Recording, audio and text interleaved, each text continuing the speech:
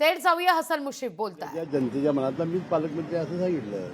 परंतु 6 वेळा तुम्ही आमदारकी निवडून आलात, अनेक वेळा मंत्रिपदं तुम्ही भूषवली, परंतु या सगळ्या महायुतीच्या सरकारमध्ये तुम्हाला पालकमंत्रीपद जे दिलं आहे वाशिमचं ते सगळ्यात छोटा जिल्हा आहे.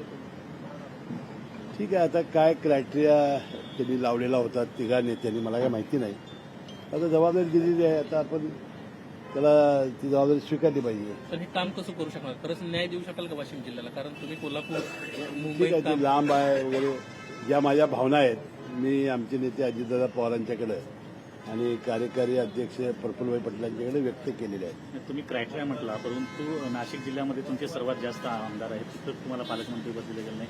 परंतु साताऱ्यात 2 आमदार असताना देखील शंभूराज देसाईंना पालकमंत्री केलेलं, म्हणजे नेमका कुठला काय क्रायटेरिया लागला? ते आम्हालाच माहिती नाही ना, मी कसं सांगणार. म्हणजे आमच्या ज्या भावना आहेत त्या आम्ही अजितदादा पवारांच्याकडे व्यक्त केलेल्या आहेत. तर आमचा पक्ष हा श्रद्धा, सबुरी आणि निष्ठा नेत्यावर असला असल्यामुळं आम्ही आमच्या भावना व्यक्त केलेल्या आहेत.